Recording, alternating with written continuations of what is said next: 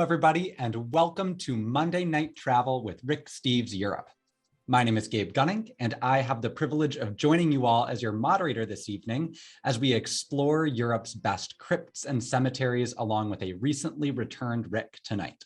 Now, before I turn things over to Rick, this is a very special Monday Night Travel because not only are we exploring Europe's cemeteries, we are also celebrating 1 year of Monday Night Travel. It's hard to believe that it's been a year. I remember 1 year ago, November 9th, 2020, sitting here in the same office, so nervous to begin our first show and travel virtually with many of you for the first time. But it has been a fantastic past year. It has been so stimulating and encouraging, and I thank you all for being a part of this community. And I can think of no better way to welcome Rick back from Europe and to congratulate him on 1 year of Monday Night Travel than to share some messages from Monday Night Travelers like you. So let's take a look at those now.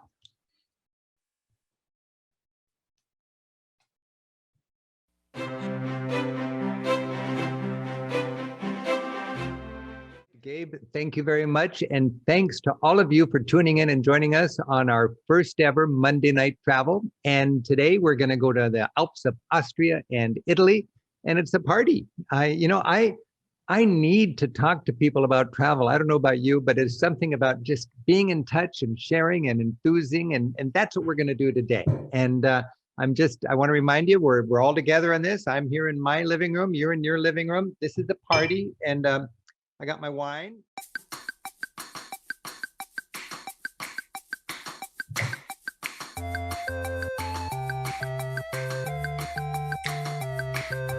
Hi.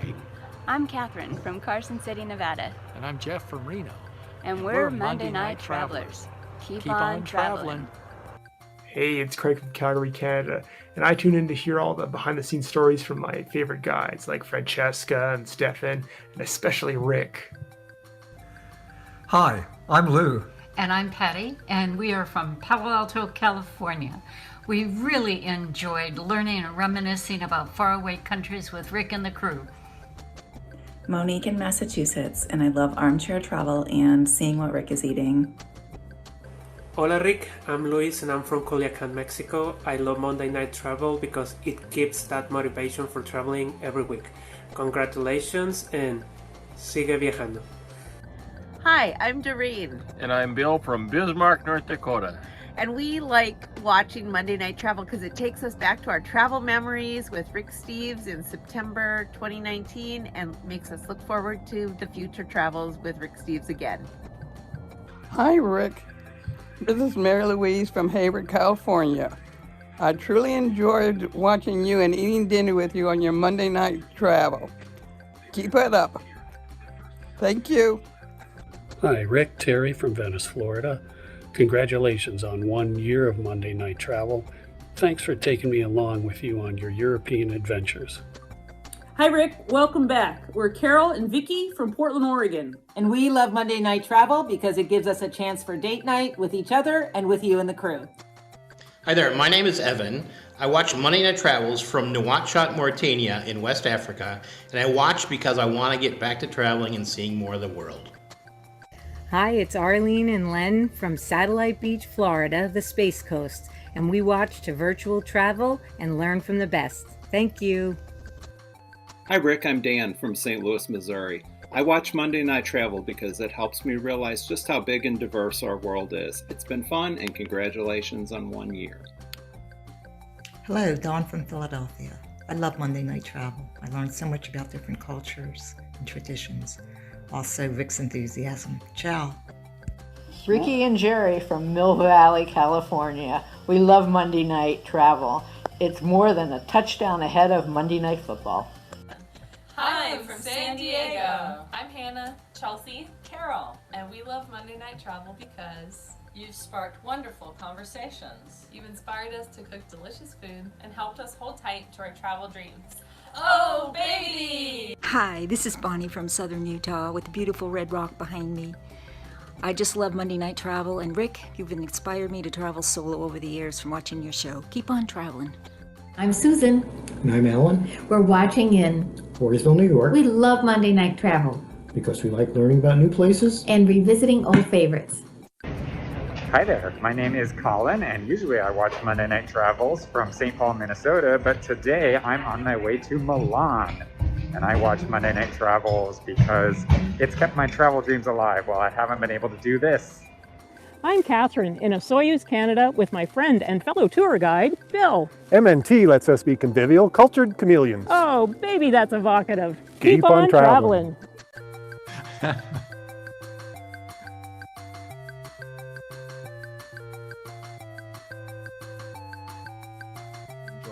But all I would like to say right now is thanks for joining us and happy travels, even if we're all just staying home for a little while.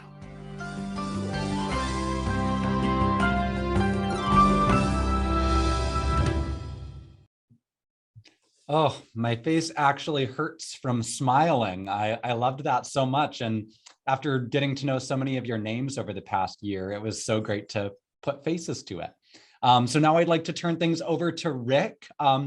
Rick, welcome back and happy 1 year of Monday Night Travel. It is amazing, Gabe. We've had every week now for, well, we took 1 month off in the summer, but we've been together and it's just something I've looked forward to. And we've got a family, don't we? All around the world, literally all around the world.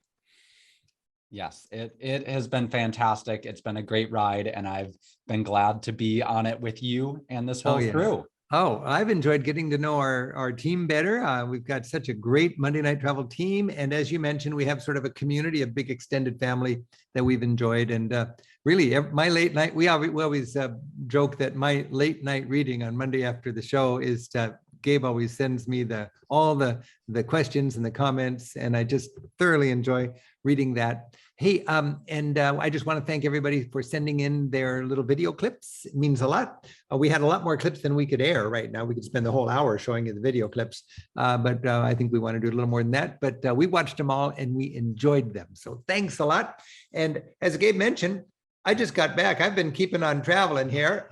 I'm wearing my favorite shirt. I've been keeping on traveling and I've just spent 20 days in Europe. I was 10 days in Italy. Well, 10 days with a guiding tour. I was teaching a bunch of our new guides the ins and outs of being a Rick Steves tour guide.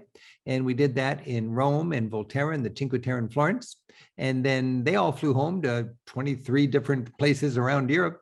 And I joined my TV crew and we were working on our art series. And we spent 4 days each in Florence, Rome, and Athens. Just the day before yesterday, I was in Athens and I'm still getting over my jet lag, but I'm so happy to be home. I'm so happy to be sort of confident and charged up and enthused about how people are traveling and life is actually feels quite normal for travelers in Europe. And we'll talk more about that later. I want to remind you, we're going to Beaune and Cemeteries tonight. We're going to extend our Halloween sort of season. I've got some nice Russian food that was sent over to us from a great Russian restaurant, Kokorchka Taverna in Seattle. And look at this spread. And this is a great reason to support your local restaurant, that's for sure. I got to say, you know, all of our favorite restaurants that I've seen in Europe on my trip are making it through the pandemic. And so are the great little restaurants in our country because we recognize the value of that and we patronize them when we can. But I'll be talking more about my food in a moment, but this is my pickle plate. And the Russians, you know, they have long winters and they have a short growing season. And when they do their harvest, you bet they're going to pickle stuff to get through the winter. I've got my, this is Russian dumplings. It's called pelmeni. And it's got little hot sauce sprinkled on it. And these are beautiful dumplings with minced beef and pork in there and mushrooms. And then I've got my big dumpling. And this dumpling is, it's a vareniki. And this is just a beautiful, beautiful way to have a meal that we're going to have. And I'm just going to be eating that. I'm going to be wetting my whistle with a cocktail. This is a vodka cocktail, vodka that has been infused with beet, because that's about all they got a lot of times in much of Russia. And then squeeze a little lemon in it. Ooh, and instead of a lemon drop, you've got a Lenin drop. Get it? A Lenin drop. And it tastes absolutely communist. And that's actually, it's quite good. Right now, before we get into Bones and Cemeteries, I want to give you just a little glimpse of what I've been doing this fall in my travels. First of all, as you know, earlier in the fall, I went to France and I hiked around the Mont Blanc Massif, 60 miles in 6 days. And I'm going to be sharing this in a couple of weeks with a special show on what Rick did in his fall travels. But here's just a little minute or two from the Mont Blanc Trail above Chamonix.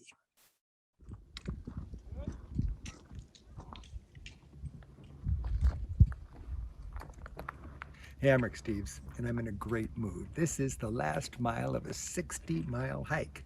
When I get to that little lift station there, it'll take a gondola will take me down into Chamonix where I started 6 days ago. This is the Tour du Mont Blanc, and it's about a 100-mile hike around Mont Blanc. We caught it, cherry-picked it. We did the best 60 miles in 6 days. And you know, it's just one of countless long-distance hikes you can do in Europe. It's a new thing for me. I'm no great, outdoors hiker or anything like that. I got in reasonable shape, got good gear. You gotta have poles, you gotta have good hiking shoes, you gotta have a nice, smart day bag, and you take advantage of what's called the Sherpa service. You book your hotels, and then you can have your gear shipped from hotel to hotel while you walk with your day bag. It's been a fantastic trip, and we've got 1 mile to go, less than that, and I've got a beautiful celebratory bit of French cuisine waiting for me down in Chamonix when we're all done. Happy travels. Hey, and I do have to remind you, I've just kicked off a 1-week series on my Facebook page at Rick Steves on Facebook, featuring highlights of that hike. So if you're dreaming about hiking around Mont Blanc, check that out. In fact, for the next 3 weeks, I've got a lot of little insights and fun little clips from the experiences I've had in Europe, because I hadn't traveled for a year and a half, and I squeezed in 2 trips this fall, and it's just been a lot of fun. I do want to remind you that I'll be sharing a report, sort of a formal PowerPoint presentation on all the travels I've done in around Mont Blanc, in Italy, and in Greece, coming up on it's going to be November 29th. So that's in a couple of weeks yet on Monday Night Travel. Next week, I'm going to be teaming up with Cameron Hewitt. And Cameron's my right-hand man when it comes to researching and writing the guidebooks. Cameron and I, between us, have spent 2 months traveling this fall all around Europe. And we're going to share our notes, and we're going to talk about what are the practical ins and outs of traveling during the pandemic. So if you're wondering about what travel's like right now, check it out. And that's next Monday, a week from tonight, right here. And I'm going to just give you a little glimpse of the kind of information we're going to talk about there. This is just a week ago, I was in Rome at the Pantheon, and I was impressed on how they are making sure people are healthy, but still making sure the sightseeing goes smooth. Here we are in Rome at the Pantheon. Hey, I'm Rick Steves. I'm in Rome at the Pantheon, and I'm just checking the way things are working during the pandemic as people are more and more traveling. Here we have the health security line. And, there's a long line here of tourists that want to get in and see the Pantheon. And you have to show your CDC card or your green pass if you're a European. And they check that very carefully. And then you check your temperature. And that lets you know if you're healthy. And then, of course, there's a long line here. But the good news is you get to go into the Pantheon and it's almost empty. And to be alone in the Pantheon, that's an experience people haven't enjoyed for a long, long time. There's a positive energy. Things are opening up. And right now, the focus is on let's make sure everybody's got their vaccination, and let's make sure we can enjoy the wonders of Europe and be healthy at the same time. Happy travels from Rome.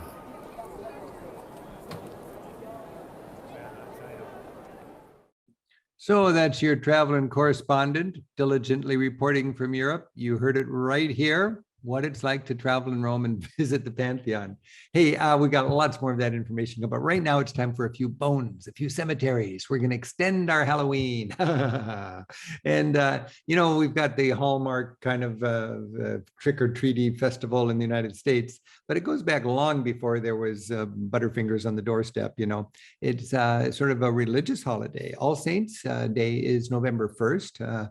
Of course, in Mexico, they've got the Dia de los Muertos, the Day of the Dead. And it's just woven into cultures that we remember our loved ones who have passed away in a ritualistic way. It's a beautiful thing.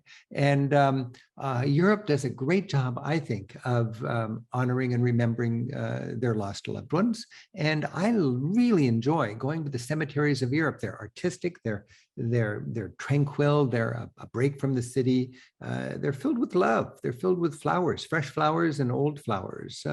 They're quite poignant. And my favorite cemetery anywhere in Europe is where I'd like to take you right now. This is the Père Lachaise Cemetery in Paris. And this is it's a tour, it's a cemetery where people actually go to tour. And right now we're just going to take a walk and get a dose of the wonderful cemetery, Père Lachaise. Here we go. The end of the line, the Père Lachaise Cemetery. It offers a stroll through a vast garden of permanent Parisians.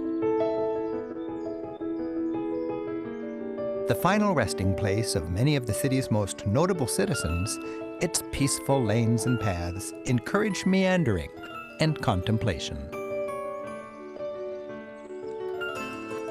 Poignant statues remember victims of concentration camps and Nazi resistance heroes. Pebbles on the Jewish tombstones represent prayers. Many visitors pick up a map and turn the visit into a personal pilgrimage, spending a few moments at the graveside of artists or grand personalities who touched their lives. Oscar Wilde, a great writer, is also remembered for his daring at the time homosexual lifestyle.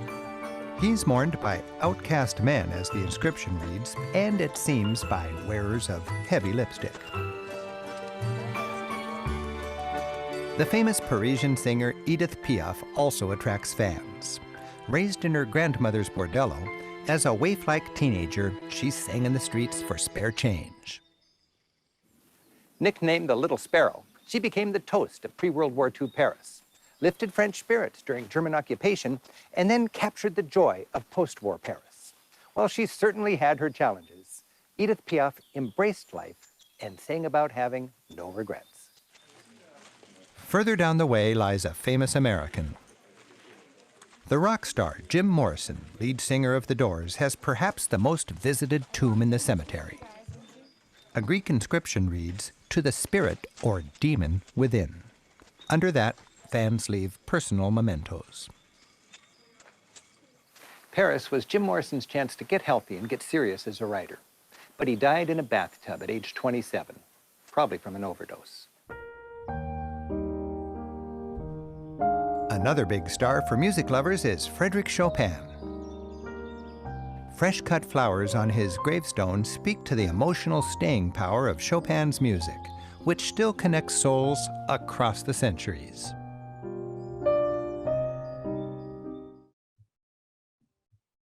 Wow, that is such a beautiful experience, and it's delightful to be able to share that with you.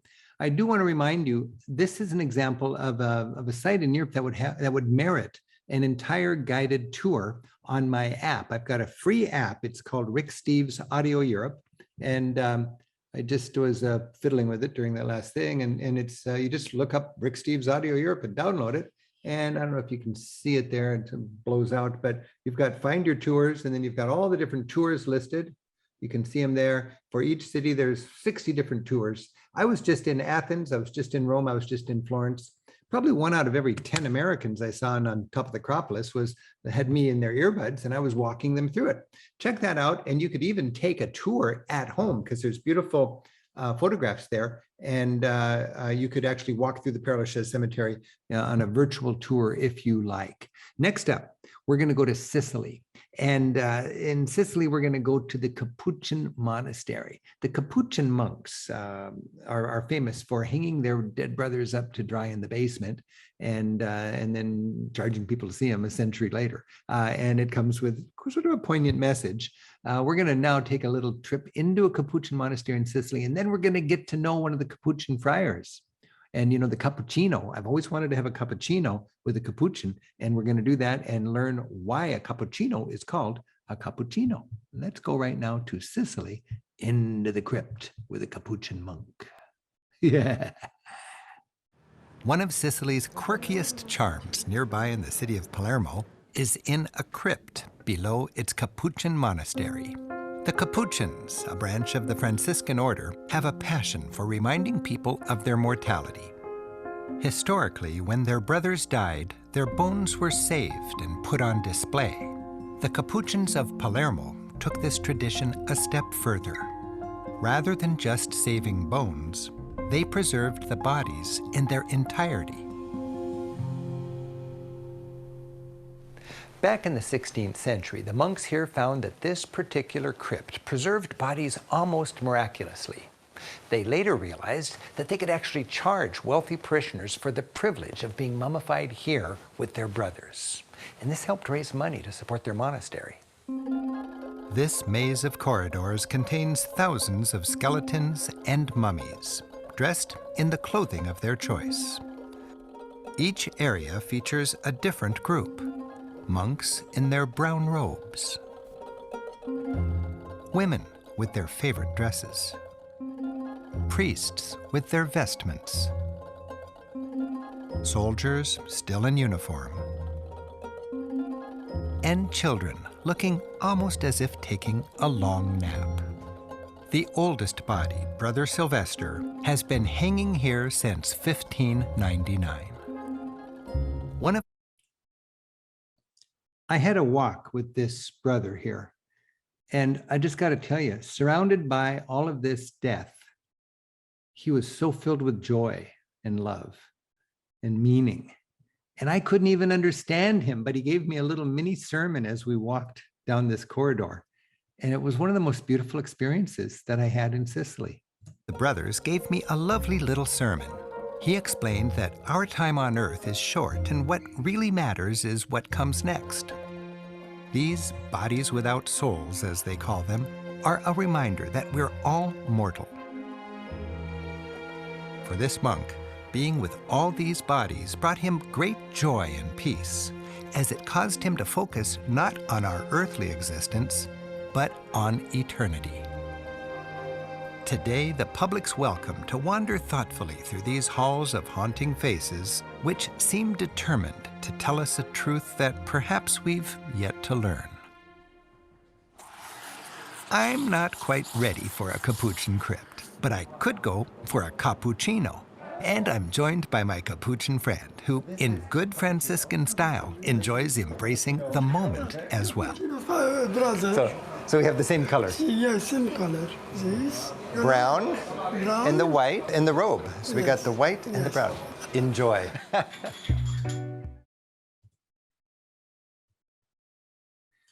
Okay, so this next little clip is just one of these quick iPhone videos that I made. And I was doing a cruise in the Mediterranean, and the cruise just parks right in downtown Naples.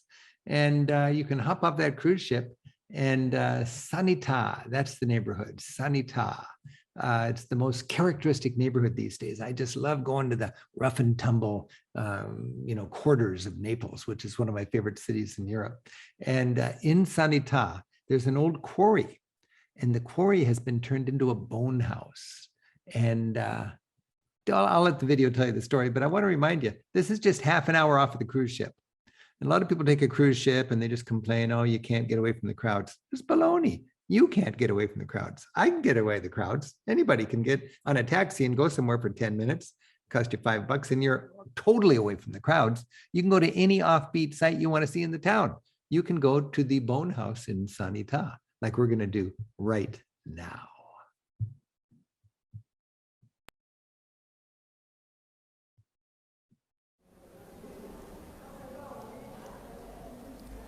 And a cheery buongiorno to you. I'm Rick Steves, and I'm in the Cimitero di Fontanella. I believe that means the Cemetery of the Fountains. We're deep in Naples, and this is an old quarry.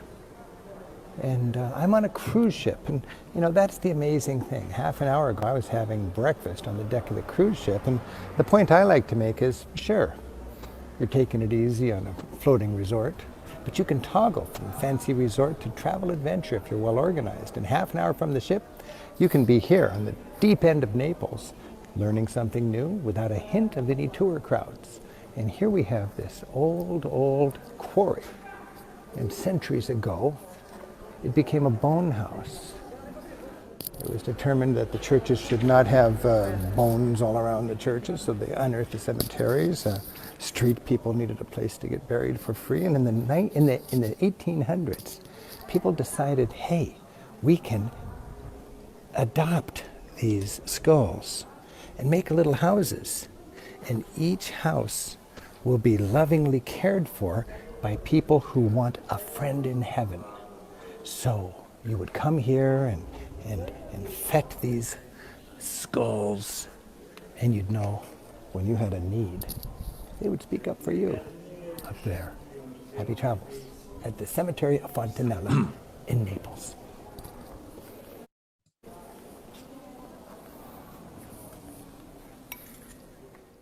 Oh man, that is one cool sight.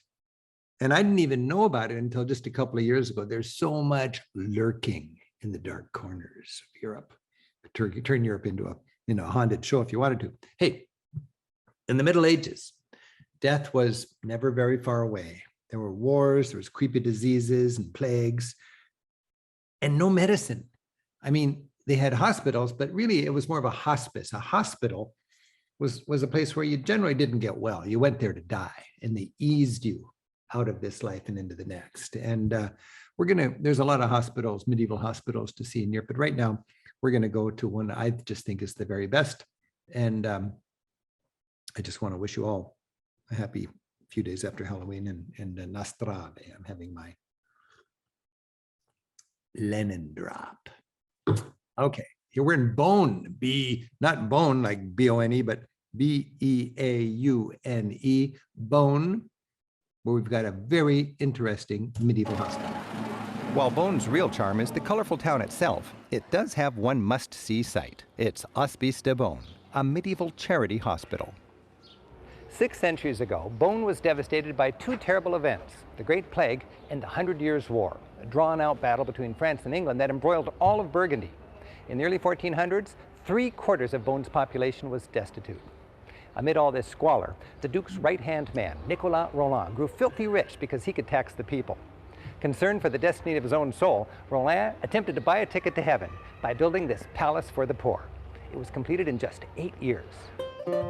The colorful glazed tile roof established what became a style recognized as typically Burgundian. The tiles, which last 300 years, are fired 3 times, once to harden, then to burn in the color, and finally for the glaze.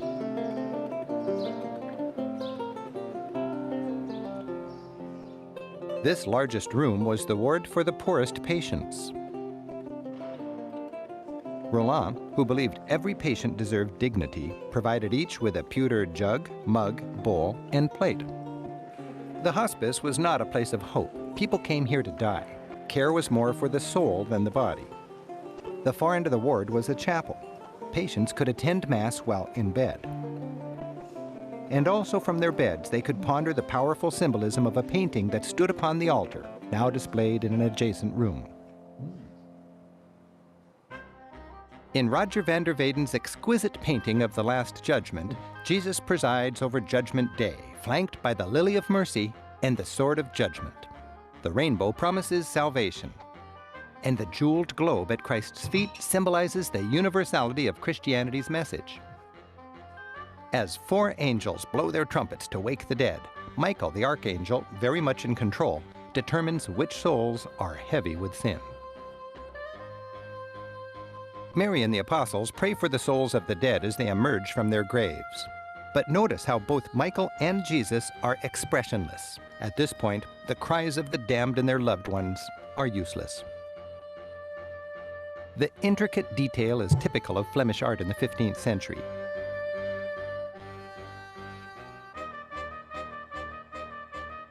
Study the faces of the damned. You can almost hear the screams and gnashing of teeth.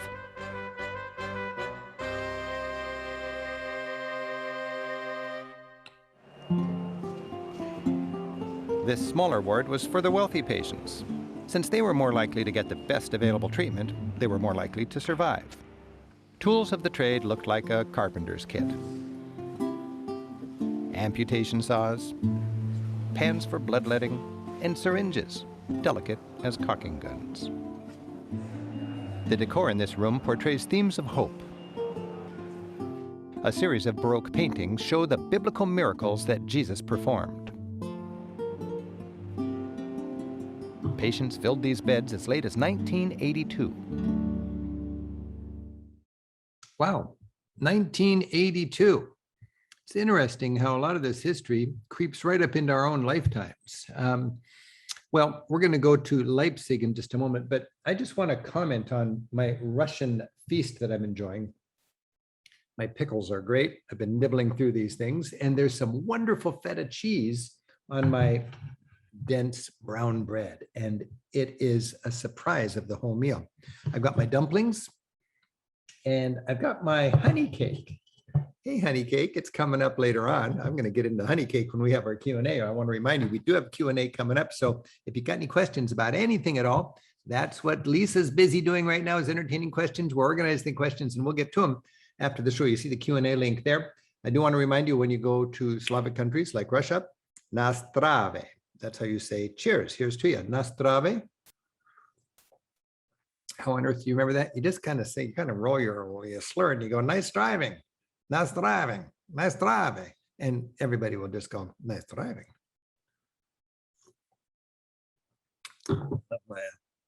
Lemon drop, it's really cool. Okay, the European Union. Let me give you a little lesson.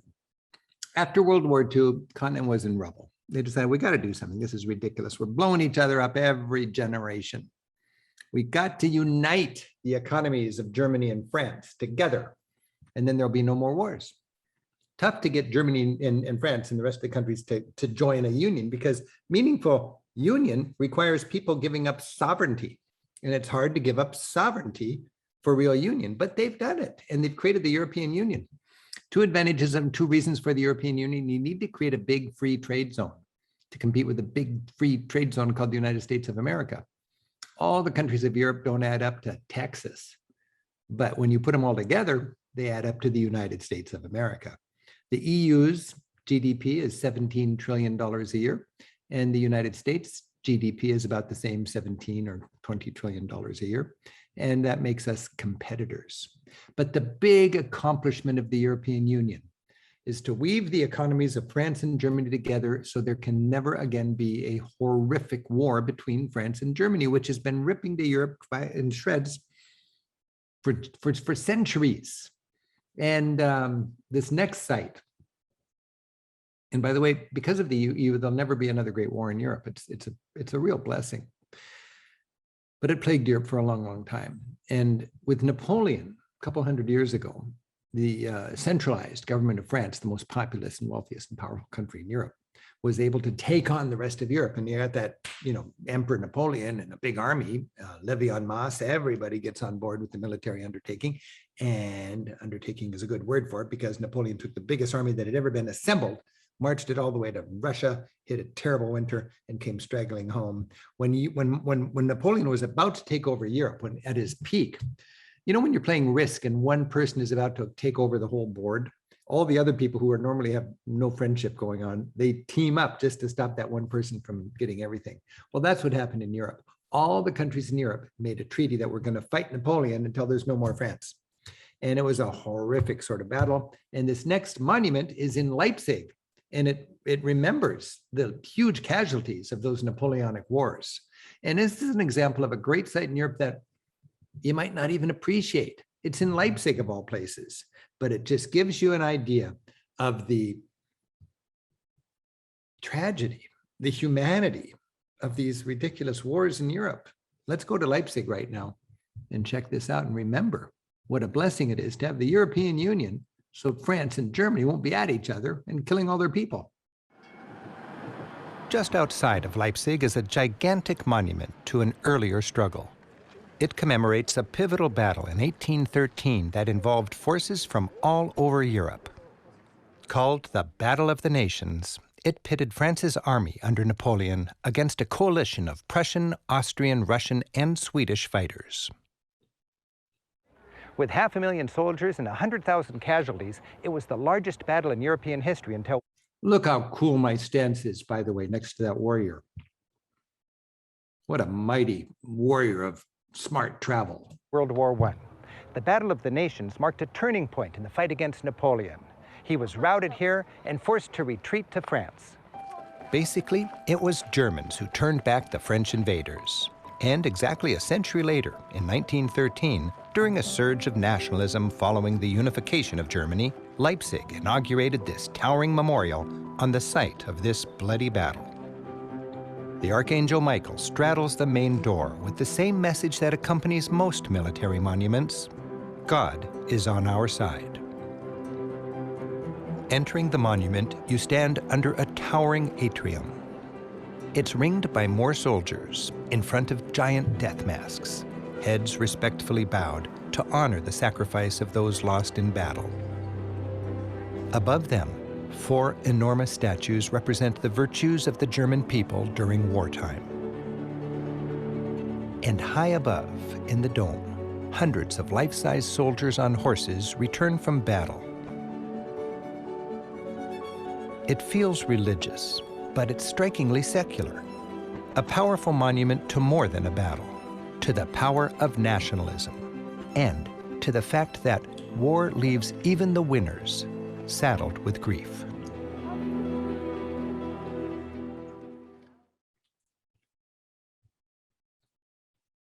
Well, now I'd like to go back 1,000 years more, and I'd like to go east to Anatolia, the land of where Turkey occupies today, and remind you, if you were a humble little tribe, community living in the middle of Turkey, and you got all these hordes going one way, and then 10 years later the other way, and then 2 years later the other way, you would dig down, and entire communities dug down for refuge.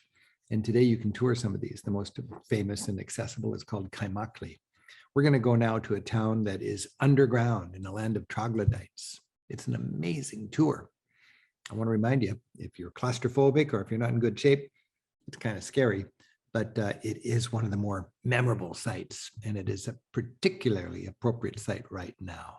Let's go to Anatolia and let's go underground.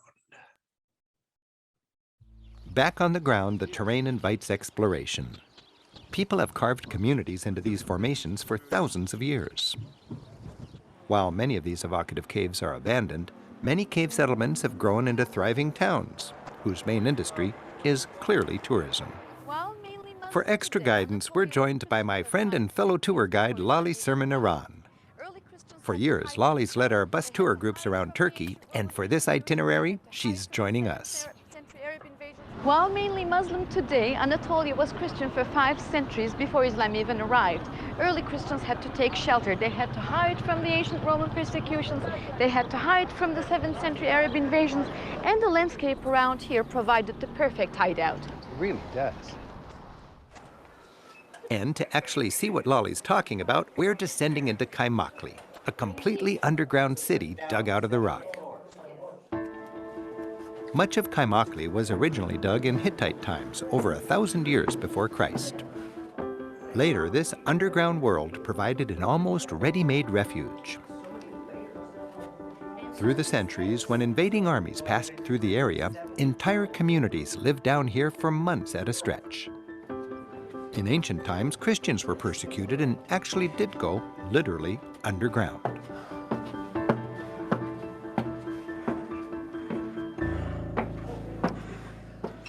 This is a remarkable example of their determination to live free and true to their faith. Imagine 300 AD, hiding out down here with your family. In fact, hiding out down here with your entire community, and people up there hunting you down. Tourists are free to explore the networks of streets and plazas. You'll find kitchens, cramped living spaces, massive roll-away-the-stone doors, and ingenious ventilation shafts to bring fresh air to the many underground levels. They could have made these tunnels bigger, but that was part of the plan. It certainly made any invader vulnerable. And to conserve oxygen, candlelight was kept to a minimum. It must have been a long, dark wait. But for us, it's back to fresh air and sunshine. We're on our way again.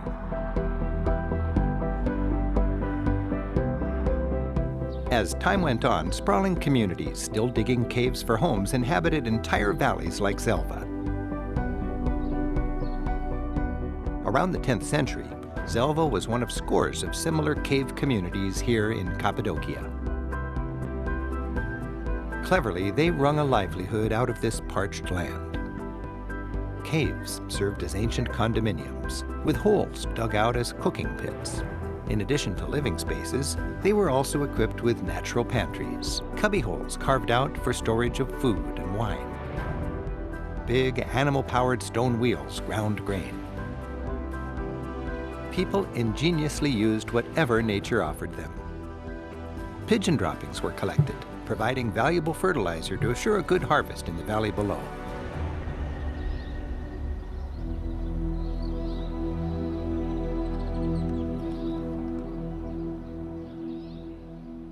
Imagine this place centuries ago. It was a thriving community, thousands of people, families everywhere, old people, little kids running up and down these stairs, borrowing salt from the neighbors, and people lived here till the 1950s.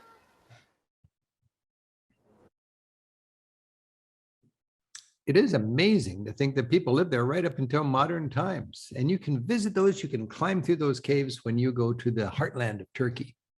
Hey, I want to lift my Lenin, what's it called? It's called the Lenin drop. I want to lift my Lenin drop to our Monday Night Travel team. Gabe, Lisa, Julianne, Ben, you guys are great. Nastrave. And I want to thank everybody for joining us. We're celebrating our 1-year anniversary. And every Monday, I get to eat interesting food and enjoy interesting drinks and party with you guys. And I don't even have to put on my shoes. It's so cool. Every Monday, I just open the door and several thousand people tumble in and we get to enthuse about travel. I hope you enjoy that. We've got lots of good travels coming up as we kick off year 2 of Monday Night Travel. And we're having so much fun. I don't even think it's a way to get through pandemic anymore. I just think it's a fun way to do something cool on Monday night, if I may say so myself. And the price is right. The price is really good. And you can bring all the friends you want. Hey, I want to remind you that I was just gone for 3 weeks and we just had some great shows. Cameron came and did his beloved Iceland, and Cameron can talk about Iceland like nobody else. He essentially wrote our Iceland book, and it's the best-selling guide to Iceland anywhere. And I just love hearing Cameron enthuse about Iceland. And then after that, our friend from Bulgaria, Stefan, entertained us as nobody else can about his beloved homeland. And last Monday, Gabe and Julianne and Lisa and even Ben, who's taken a year off and he's studying in St. Petersburg in Russia now, joined us. And they all shared their favorite travel experiences and memories and stories and meals and mistakes and everything.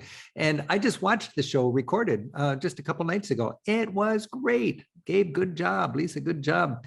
And I want to remind you, we've got, what do we have? We have 46 Monday Night Travels in archives. So let's just say you're dreaming about Portugal. Well, there's got to be one in there on Portugal. Let's just say you're really into Italian wines. There's got to be one on Italian wines. Let's just say you're all about Norway and you want to go sailing in the fjords. I bet there's something there for you. So look into the archives. And if ever you wish there was Monday Night Travel 7 nights a week, you could do that. You got 6 weeks of every night archives, 1 hour, an hour and a half every time if you go into our archives. Hey, we got Q&A coming up in just a few minutes. So if you got any questions, be sure to put Lisa to work. She's helping out with the questions there, and I'll answer as many as I can. We got links in the chat widget there, and that connects you with the restaurant that provide us with our food, with special tours and things that relate to what we're talking about tonight. I hope you can check out the links. And now I want to take you to Prague, the capital of the Czech Republic, for the most important, well, I can't say the most important, but one of the most powerful and fascinating and inspirational sites about Jewish culture and Jewish history, and of course, the Holocaust. Hitler intended to kill Jewish civilization, just kill everybody. Thank God he failed. He was gonna archive the memoirs, the treasures of the exterminated Jewish race in Prague. That's where the big Third Reich Museum for Judaism was gonna be. Well, They gathered a lot of very precious Jewish treasures from communities that were destroyed. And today we can tour that and we can learn from that and we can be inspired by that. I'd like to take you right now to Prague, and we're going to remember the Jewish culture, the difficult 20th century that it had, and the resilience of that culture and the rich, rich heritage that they draw from. Let's go right now to Prague. Prague's skyline of red roofs and towering spires can hide the fact that the city is home to one of the oldest Jewish communities in Europe. Dispersed by the Romans 2,000 years ago, Jews and their culture survived in enclaves throughout the Western world. Jewish traders settled here in Prague in the 10th century. By the way, that's got to be one of the most beautiful spots for an on-camera. Look at that cityscape behind me. That's Prague, the golden city of 100 spires, taken from Charles Bridge, the most beautiful bridge in all of Europe. In the 13th century, they built this synagogue, now the oldest in Central Europe. Stepping into this venerable place of worship and marveling at how this could have survived the tumult of the ages, we feel 8 centuries of devotion. The old cemetery reminds visitors that this Jewish community was one of Europe's largest. With limited space and tens of thousands of graves, tombs were piled atop each other, many layers high. The Jewish word for cemetery means house of life. Like Christians, Jews believe that death is the gateway into the next world. A walk through here affords a contemplative moment in a serene setting.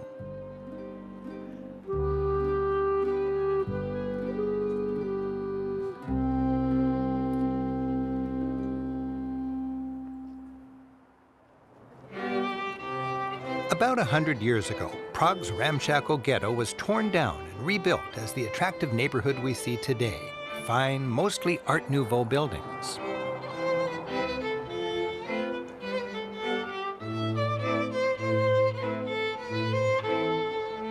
The few surviving historic buildings are thought-provoking and open to visitors. This synagogue is now a museum, filled with historic and precious Judaica. Even as Nazis were destroying Jewish communities in the region, Czech Jews were allowed to collect and archive their treasures here.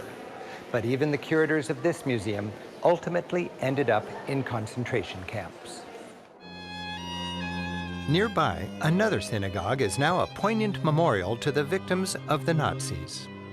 Of the 120,000 Jews living here before the Nazis came, only 15,000 lived to see liberation in 1945.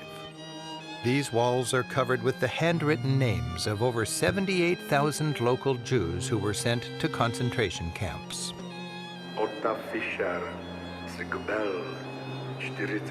A voice reading the names of the victims provides a moving soundtrack. Family names are in red, followed by first names, birthdays, and the last date that person was known to be alive. Despite the horrors of the Holocaust, the Jewish religion endured, and a small Jewish community survives in Prague to this day. I do want to remind you, you can see all of these segments in the context of their shows. They're 30-minute shows without me breaking in all the time and interrupting and having my Russian pickle, which, by the way, is really good. Next up, we're going to Pompeii. Let me take you back to 79 years after Christ, 79 AD. Everybody was just going about their daily work, and suddenly Mount Vesuvius blew its top, and you're buried under 20 feet of molten lava and volcanic ash. Just bam, the whole world stops. And then 1,700 years later, they excavate it, and they find this amazingly preserved city underneath the ash. And today we get to learn all about ancient Rome because of that. Let's go to Pompeii right now and check it out. Life in Pompeii was stopped in its tracks. Today, excavations of this once booming city offer the best look anywhere at ancient Roman life. For archaeologists, Pompeii was a shake and bake windfall. Ancient Rome controlled the entire Mediterranean Sea. That made it a kind of free trade zone, and Pompeii was an important port town. It was big, 20,000 people. It was an important commercial center. Imagine this square, just busy with market activity. And because it was a port, it was a kind of a sailor's quarter, and that meant it was fun. Lots of bars, baths, brothels, restaurants, and places of entertainment. The main square, or forum, was Pompeii's commercial, religious, and political center. The curia housed the government. It was built of brick and mortar, a Roman invention. It was originally faced with gleaming marble. The basilica, or law court, was nearby. Here you see the basilica floor plan that medieval churches adopted after Christianity became legal. In good Roman style, the city was well organized, with a grid street plan contained within its walls. Remains of homes give a glimpse into Roman lifestyles. The House of Vetti, the home of a wealthy merchant, shows the typical layout of a mansion. Its colonnaded atrium, with formal garden and water flowing to give freshness, was ringed by colorfully frescoed rooms. For a better understanding of life at Pompeii, Italian archaeologist Gaetano Manfredi is taking us on a walk. Pompeii's impressive baths were just past the gymnasium. After working out, Romans would relax, be pampered, and enjoy the social scene in a public bath. This was the tepidarium. So people coming from gymnasium after sport, they were massaged by the slaves. Inside the niches all year round, there were oils, creams, perfumes for the body massages. A part of the ceiling is still original, and so we can see how beautiful decorated was once all the ceiling. They were massaged by the slaves 25-30 minutes before going to the sauna, because tepidarium means lukewarm bath. After the tepidarium, there was the calidarium, which was the hot bath. Beside this wall, there was a room where the slaves made the fire. The hot air went underneath the double floor, because this floor is supported by little columns, and the hot air went between the double walls. There was a circulation of hot air, and just when everything was really hot, they opened the water of a fountain over here. The water slowly fell on the floor was so hot, and this produced steam. The last stop was the frigidarium, the cold bath. As we still do today, after the sauna, to harden the muscles and for the body circulation, the cold bath. So think about the engineering here. You got the tepidarium, you got the caldarium and the frigidarium for tepid water, for hot water, and for cold water. Lots of water to power that. They actually had these elevated channels, these aqueducts that went miles and miles away into the mountains to the mountain spring, bringing all of this water, and then they would channel it around and heat it up and have slaves stoking the fires. It's mind-blowing how sophisticated this society was 2,000 years ago. Water was abundant in this well-plumbed city. Fountains provided a social center at intersections, and a steady stream of water flushed the chariot-rutted streets clean. So why the stones in the street here? Well, there was always water flowing along the roads and washing the roads. So that's why the sidewalk all over and the stepping stones. So the pedestrians walk across and not get wet? Road, avoiding wet feet. Very smart. While the site is evocative, the horrors of that day in 79 AD are hard to imagine. Thousands of people died in this eruption. Here we have the cast of those people. During the excavations, sometimes the archaeologists fell under the volcanic materials some empty spaces left by the decomposition of bodies. And so what they did, they injected the liquid plaster in these empty spaces. They injected the liquid plaster in these empty places. This is the best Halloween show going. I mean, there's so much, and it's all real. You don't need papier-mâché gore and down the street. You got it all over the place in historic sites. Man, if you can cobble that together, you can put yourself a one scary tour around Europe. Or you could go to Classroom Europe and type in bones and watch it all together. Liquid plaster took the form of the previous bodies, and when it dried up, the archaeologists cleaned all the ash away and appear the body in the same position the man was when he died 2,000 years ago. One day a thriving city, the next day, this.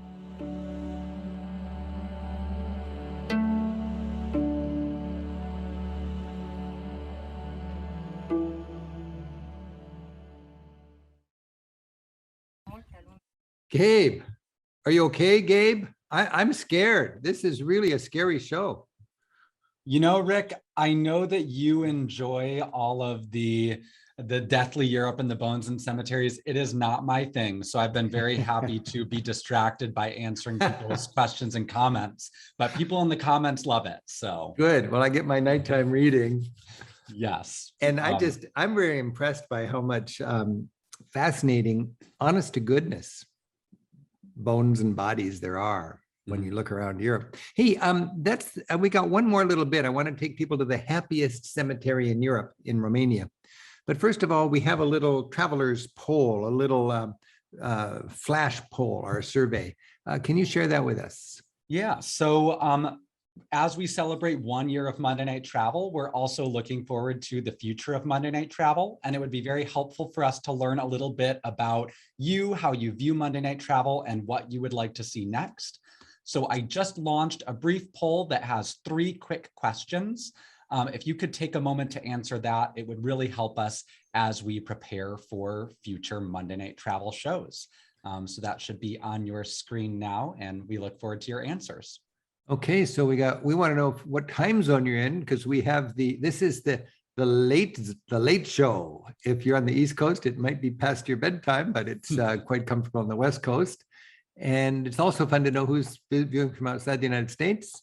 It's important for us to know how many people on average are viewing per device. And then the last one is very interesting and very important. Where would you like us to go in the future? Because we are right now looking ahead and seeing where we want to feature in upcoming Monday Night Travels. So thank you very much for filling that out. And as you do fill that out, I would like right now to take us to Romania. And here we have the happiest cemetery anywhere. And you'll learn why in just a moment.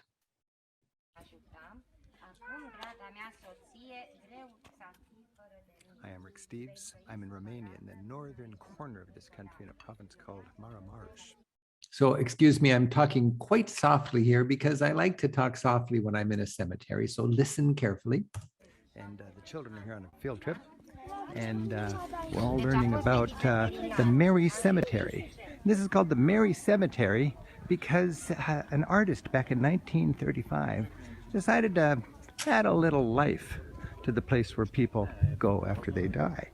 And what we have here is a bunch of gravestones that celebrate what a person was known for. This woman could spin a good yarn. You can see this guy was a logger. This poor lady was hit by a car. You've got there's a man with a lumber mill. This lady was a beautiful weaver. And what's very interesting about this cemetery is it's probably the most famous cemetery in Romania, but nobody in this cemetery is famous. This is just real people. It's a collection of real people. This woman was very hospitable and she could cook well. They had a wonderful family, and the family that eats together stays together. This man must have been a doctor, very respected, and all together, this comes together. And here, in a place where they bury people, they kind of celebrate life.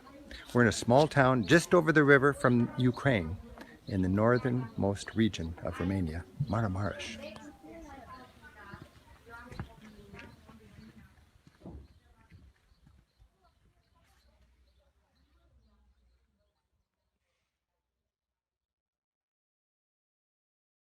I just love that cemetery. All right. Hey, Gabe, how is the, do you have any numbers on the viewer survey? Yeah, let's see. Can we share that? Yes, we can. Here we go. I will end the poll now, and I will share the results with everybody. So you should be able to see those now. It looks like we have, not surprising for our late show, 61% of people viewing from the Pacific time zone, where we are as well. We're about half and half, with people either traveling, being solo virtual travelers, or traveling in pairs, and always a tight race for most region we're most interested in. But it looks like Britain and Ireland eked it out this time, Rick, which is not the same as last time. All right, Britain and Ireland. Well, we've got a lot of good stuff on Britain and Ireland, and I would love to go there myself. So that's great. Hey, do we have a chance now to answer some of the questions that people have asked? Yes, so we have plenty of questions, but before we get to those, Rick, can we have a quick word from our sponsor? Hey, I'd love to give you a word from our sponsor. Of course, this is Rick Steves Europe, and I think I'd like to just head on over to our website. And if you go to ricksteves.com, anybody can just pop over to ricksteves.com, and right there, you've got our travel store. And on Wednesday, we're going to start our Christmas sale that we do every year, so people can be sure to consider their traveling loved ones when it comes to buying holiday gifts. And everything's going to be on sale between 20 and 50% off. I do want to remind you that starts Wednesday. And if you're a little bit envious of me with my fancy Keep on Traveling t-shirt and all those great travelers, those Monday Night Traveler friends that are wearing their t-shirts, you can get the t-shirt for half price. It's on 50% off starting Wednesday. Don't buy it now. Wait till Wednesday. If you want to know which tour still has seats open, go to our tour section. If you want to see any of our TV shows, they're all right there. All 150 of them are available. You can watch them without any breaks. You can sign up for future Monday Night Travels. Coming up next week is Pandemic Travels with me and Cameron. After that, we've got Ye Olde England. A lot of people wanted England. You got it in 2 weeks from tonight. 3 weeks from tonight, I'll be sharing with you my fall 2021 travels. And that would be the hike around Mont Blanc, our 10-day experience with all of our young guides. I took 22 new guides on a tour so they could learn not just to be good guides, but to be good Rick Steves guides. And then I've also would love to share with you our filming experience as we were in Europe, in Florence, Rome, and Athens just until 2 days ago, and what it was like traveling there, and our mission of putting together a 6-hour series on art for travelers. So that's coming up in a couple of weeks. And then a month from now, on December 6th, we'll have Underground Europe. So lots of great travels coming up that way. And it's all at ricksteves.com. So thank you for allowing me to share a word from our sponsor. And if I could share one more thing, I was just today excitedly putting together my research schedule for next April. And I'm going to be in 10 cities in 30 days. And this is just rough right now. But if you look at that, you can see the fun I'm going to have updating things. G stands for guide. Almost every day I have a guide at 10 and a guide at 6. So I'll have 8 hours of guiding help. And this, I can hardly hold it steady because this is how I'm going to team up with all of our other guidebook researchers and co-authors so we can make sure all of our Rick Steves guides are right up to date. But I do have to say, the good news from being in Europe in the last 3 weeks, I have not seen any of the casualties I expected to see because of the pandemic. The little hotels, the little mom and pops, the wonderful little family-run restaurants, they're still standing, they're still strong. And that's great news. I'm so thankful for that. All right, Gabe, let's have some questions. Yes, so Rick, the first question comes from Tyler, and Tyler is wondering, are you ever scared when you go into any of these crypts and cemeteries, or maybe can you tell us, like, what does it feel like for you to be in those places? Well, I like to be in the moment. I like to be where it's really quiet. And I like to just be still. And I like to imagine not only what it was like 500 years ago, but what was it like 500 years ago to be in the mindset of a person 500 years ago? That's a challenge for us because we are very, very time-centric. I mean, we can be egocentric, we can be ethnocentric, but we're also very 21st century centric. And I like to see things in the context of what it is I'm looking at. And that really helps me a lot. I'm not afraid of that stuff. I mean, I'm afraid of things that are dangerous, but I'm not afraid of things that are spooky. But I like to go to places that have a lot of the patina of age. You know, there's a crypt in Vienna, which is underneath the floor of the church, and that's where they buried people until recent times. And you can see the wooden caskets rotting, and the bodies are still in the caskets, and they're just collapsed. And everywhere there's these pancaked caskets. And you walk down there, and it's like walking in your great-great-grandma's basement, and nobody's been down there for 10 years, you know, and it's filled with the smell of history. I mean, it's an amazing experience, and you can find those places. I love to find places that have the smell of history, not modern. I mean, I love modern museums too, but when you can find the places that have the smell of history, that's where I get all excited. So Rick, you talked about, you know, some of these places where up until recently, people were buried. And Gary was wondering, do you know in some of these sites that you've shown, are there still people that are interred there today, or have a lot of these kind of more historical crypts and things? Has it been a while since people have been added? Yeah, the ones where you have the open bones, that's generally a thing of the past. They don't do it anymore. Now it's a historic thing. On the other hand, there are cemeteries around Europe where when you die in a little town, they bury you and you get a piece of land. But if there's no loved ones to care about you, over time, you get less and less priority. And pretty soon they unearth you, and then they just throw all your bones in a big giant hole in the ground, an ossuary, and that's the end of it. But if you have loved ones that'll pay the rent on your piece of graveyard, you can be there for as long as there's loved ones who care about you. But I do know that there are places where the graves have been unearthed because nobody would pay for them, and they will put the skulls on the mantle there with all the others. You see that in Hallstatt, for example. But generally, in modern times, people aren't doing that anymore. And Rick, you talk about being quiet in these spaces, and we saw you being a little bit quiet in the Mary Cemetery in Romania. And one viewer was wondering, do you have to be careful when you're filming in cemeteries? Not really. I mean, we're always respectful. With our crew, we're very small. I mean, normally when you ask for permission, they think you're a movie set with helicopters and trucks and dollies and lighting rigs and electronic needs. We're just three guys with a tripod, you know, and we can go pretty much under the radar. We're very respectful. We're doing a thoughtful report on the cultural sites we're shooting. So we're generally, we feel like we are right there. Of course, sometimes they don't want you there and then you can't film there. But cemeteries are not difficult to film in. Well, Père Lachaise, we had to get permission if you want to do some serious filming. But any visitor who's respectful is welcome to go there and take photographs with a regular camera. So Rick, you mentioned Père Lachaise, and we saw kind of the tour of all of the noteworthy figures that are buried there. And Patricia was wondering, of all the graves you've seen, was there one that you were most excited to see, a person that you maybe specifically made a pilgrimage to see their resting place?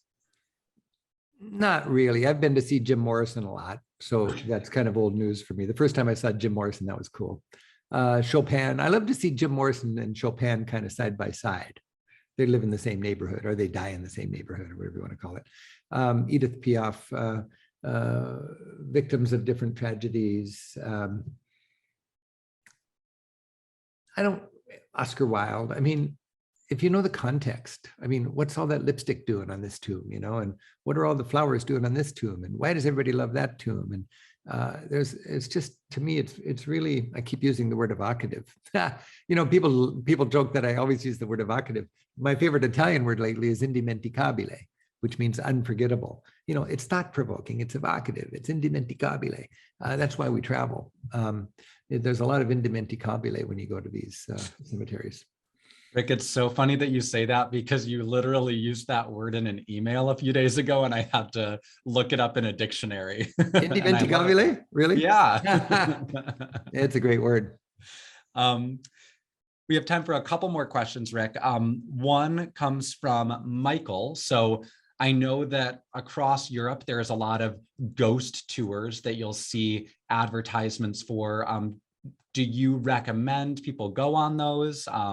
Have you been on those ghost tours? I think Michael was particularly interested in Edinburgh's tour. By the way, I'm pretty jet laggy, and I'm enjoying my Lenin drop here. But I love to be a human experiment in jet lag. I love to come off of a long flight with 10 hours of body clock adjustment and have to function. But I can feel how rummy I am, and it's kind of a funny little personal challenge. So forgive me if I'm not quite my vivid self, but it's awfully fun to be here for this 1-year anniversary of Monday Night Travel. So the question was ghost tours, and are they worth it, and where are the best ones? Yes. Because I was just marveling at the beautiful cut glass on this beautiful goblet here with my Lenin drop. Anybody's trying to make a buck in tourism, and during the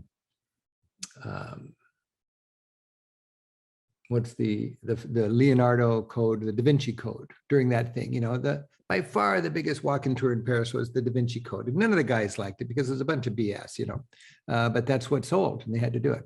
In London, if you got a walk-in tour company, you've got to do Jack the Ripper. It's a bunch of malarkey, but you got to do Jack the Ripper. And they build up all these ghost scary stories around Jack the Ripper. It's entertaining. There might be a grain of truth to it, and it's your bread and butter. So you got to do that.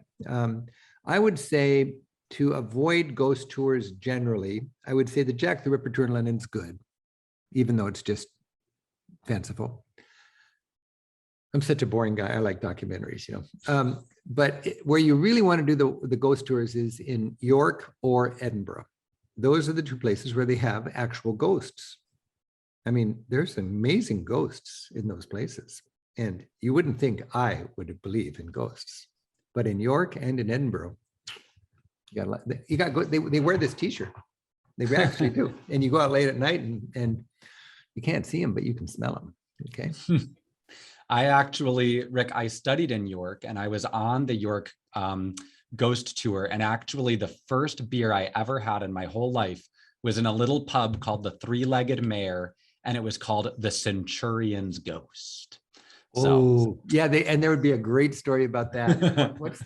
There's that pub right at the bottom of the Shambles, which is famous for all of its ghosts. But, it's just, if you're gonna, when you go to a city like York, you've got it's just dripping in history. And when I'm doing my research for our England guidebook, I spend an evening literally running from ghost tour to ghost tour to ghost tour, because there's different kinds of ghost tours. There's some of them are called screamers, and they've got people hidden in bushes that come out and scream at you. Others are sort of slapstick comedy, and others are more historic. Others are long stories, and others are just little quips along the way. And each one's got its own personality, and it's not a qualitative thing, it's a stylistic thing. And what you want to do in a guidebook is describe what kind of a ghost walk is it, and is it here to stay, and does it have quality people? But there's a lot of actors in Britain that pay their rent by doing walking tours as they're waiting for the next acting gig. All right. Well, Rick, we have time for one final question. And the final question is going to be, do you think that there's anything that we Americans can learn, or most of us watching here are Americans, can learn from kind of Europe's perspective on death or on bones and cemeteries? Wow, that's a heavy question to end with. I've just been thinking about Europe compared to the United States lately as I've been traveling, and Europe is more tuned into its history than I think we are. And I have a history degree.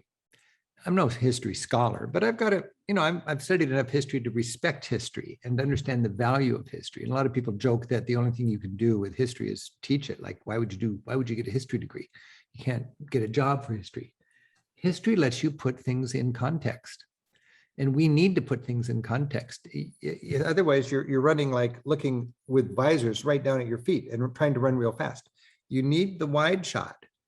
And with history, you know where you've come from, and it's easier for you to know where you're going on the trajectory that you're on. History is valuable. Europeans appreciate that. Americans kind of almost mock history. And I think it's not only sad, I think it's dangerous. So that's what I think Europe has on us. And I think we got to get our act together, because it's costly not to have an appreciation of history. It's costly, and the stakes these days are really high. And on that scary note, I want to wish everybody a happy ghost season, a happy Day of the Dead, a happy All Saints Day. Let's keep in mind our loved ones, and let's make sure that we embrace life while we have it right here. And a big part of the joy of embracing life is getting out there and getting to know the rest of the world. And if you can't do that on an airplane, you can do that every Monday night right here. So this is Monday Night Travel, and this is kicking off a new season of Monday Night Travel. Thank you for being with us for the first year, and I'm really excited about the next. Happy travels, even if we're just staying home for a little while longer. Good night, Gabe.